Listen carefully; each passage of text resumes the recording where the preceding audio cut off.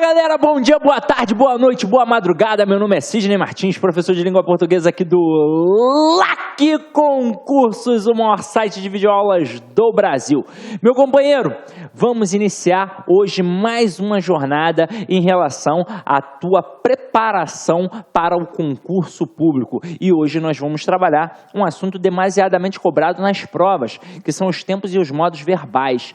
Agora é o seguinte, o que eu vou fazer hoje aqui contigo? Eu vou trabalhar, é claro, um estudo dirigido, sempre como eu faço, com os slides, com esse material, que é para você poder estudar em casa depois com calma e tranquilidade, revisando a matéria.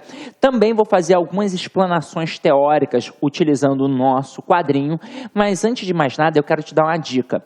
Há algum tempo, alguns concurseiros, alguns alunos estão trocando uma ideia comigo, que estão se preparando para determinado concurso, mas que eles estão esperando abrir o edital para poder ver a banca.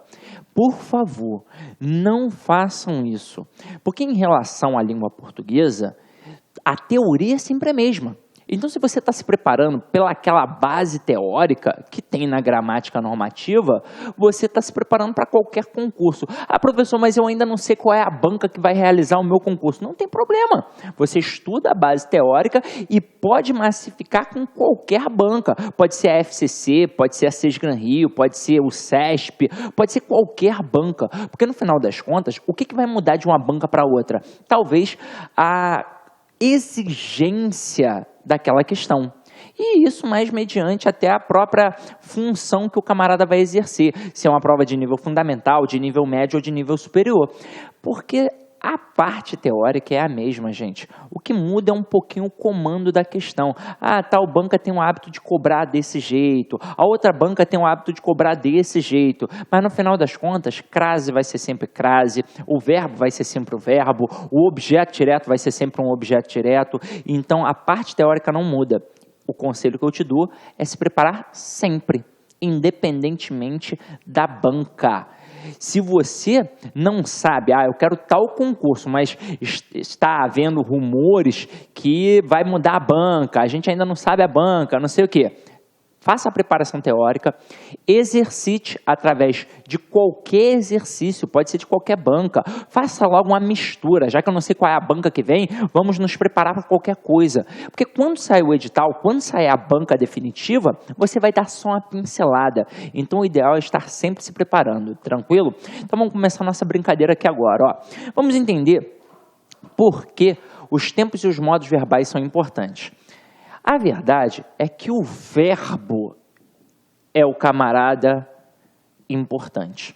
Quando a gente fala em qualquer estrutura que no final das contas vem verbal, quem está mandando é o verbo. Então, tempos e modos verbais, quem manda é o verbo. Regência verbal, quem manda é o verbo. Transitividade verbal, quem manda é o verbo. Vozes verbais, quem manda é o verbo. Então, o verbo, ele manda no processo todinho. Agora, por que esse verbo é tão importante? Ele é importante porque ele indica ação, porque ele indica estado e ele indica fenômeno. Se você já deu uma pequena estudada no verbo, você já sabe que isso daqui é pertinente à identificação desse verbo. Se ele indica a ação para a gramática tradicional, é porque ele é o chamado verbo nocional, que é aquele camarada que vai indicar a ação. São dois verbos que fazem isso, o verbo transitivo e o verbo intransitivo. Agora, o verbo que indica estado é o chamado verbo relacional, porque ele vai ser um verbo de ligação, que vai fazer a relação, a ligação entre o sujeito e o predicativo. Ele, no final das contas, indica estado, qualidade, atributo.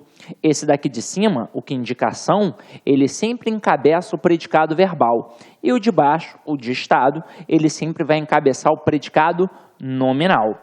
Agora, quais são os verbos que indicam fenômenos? Que fenômenos são esses? Os fenômenos da natureza. E aí, muitas das vezes, vão indicar uma oração sem sujeito, se esse fenômeno da natureza for no sentido real. Poxa, Sidney, eu lembro disso daí em vários assuntos que eu estudo na gramática. Isso é para você perceber que está tudo interligado. Olha o que eu mencionei aqui.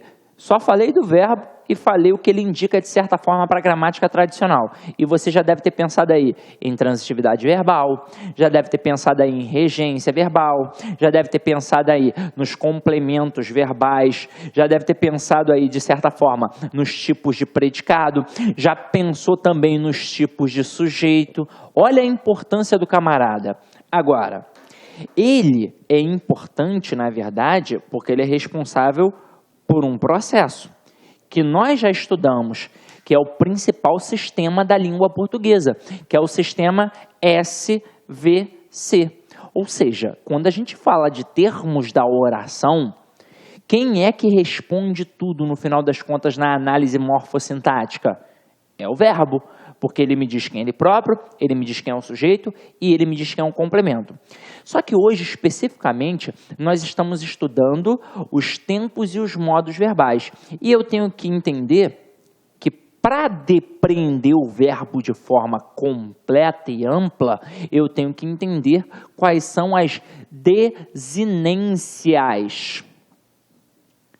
Geralmente, quando o camarada está estudando uma outra língua, ele tem que estar atento a esse tipo de perspectiva, que são as desinências. Como a gente está estudando a língua portuguesa, eu tenho que entender como é que funciona a desinência da língua portuguesa. Nós temos as desinências modo temporal e a desinência número pessoal. Ou seja, o verbo, ele varia em modo, em tempo, em número e pessoa. Ele, o verbo, eu vou tirar aqui o número, porque isso daqui é possível variar em outros termos, como, por exemplo, o artigo, você já deve ter percebido que ele varia em número também, singular e plural. Agora, quando eu falo de tempo, de modo e de pessoa, o único termo que varia nessa perspectiva é o verbo. Agora, eu tenho que entender que ele é o termo mais variável de todos. É por isso que ele é muito importante. Aí, o que eu vou fazer aqui agora contigo? Eu vou fazer uma pequena demonstração do que são essas desinências. Aqui agora rápido. E depois a gente vai dar uma paulada para poder massificar no estudo dirigido. Os dois mais fáceis são o número e a pessoa. Porque quando eu falo de número, gente, eu só estou querendo saber o que é singular e o que é plural. Ou seja, eu sei que o verbo pode se apresentar no singular e eu sei que o verbo pode se apresentar no plural. Agora, como é que isso vai funcionar em relação à pessoa? A pessoa é a pessoa do discurso. Eu tenho 3 pessoas do discurso na língua portuguesa. Eu tenho a pessoa que fala, eu tenho a pessoa com quem se fala e eu tenho a pessoa de quem se fala. Então, eu tenho primeira, segunda e terceira pessoas. Só que eu vou ter a primeira, a segunda e a terceira do singular, a primeira, a segunda e a terceira do plural. Então, aqui, ó, primeira, segunda e terceira, primeira, segunda e terceira. Quem é a primeira pessoa do singular? Eu. Então, aqui, ó, eu. Quem é a segunda pessoa? Tu. Quem é a terceira pessoa? Ele. Ele ou ela. Agora, quem é a primeira pessoa do plural? Nós. Então, aqui, ó, nós. Quem é a segunda pessoa? Vós. Quem é a terceira pessoa? Eles ou elas. Então, isso daqui é super tranquilo, meu parceiro. Onde é que o bicho realmente pega? Nos tempos e modos verbais. E é por isso que muitos cursos e muitos professores dedicam este tipo de assunto, porque está lá no edital exatamente assim. Mas a verdade é que o aluno deve entender o verbo como um todo. Se ele entender como um todo, isso daí fica fácil. Até mesmo porque eles são bem previsíveis nas questões. E vocês vão perceber isso hoje. Então vamos lá. O que eu vou fazer aqui agora? Olá, meus amigos! E aí, gostou da aula do professor? Quer continuar assistindo essa videoaula? Aliás, você quer fazer o nosso curso aí super competitivo do Instituto Federal do Piauí 2016? Então acesse lá o concurso que você vai assistir o restinho dessa aula aí e vai assistir mais 109 aulas que nós temos separadas para vocês que vão fazer esse concurso. Aulas que eu tenho absoluta certeza que irá deixá-los bastante competitivos. Tá certo, meus amigos? Então, espero vocês aqui no LAC. Forte abraço. Tchau, tchau. Clique lá.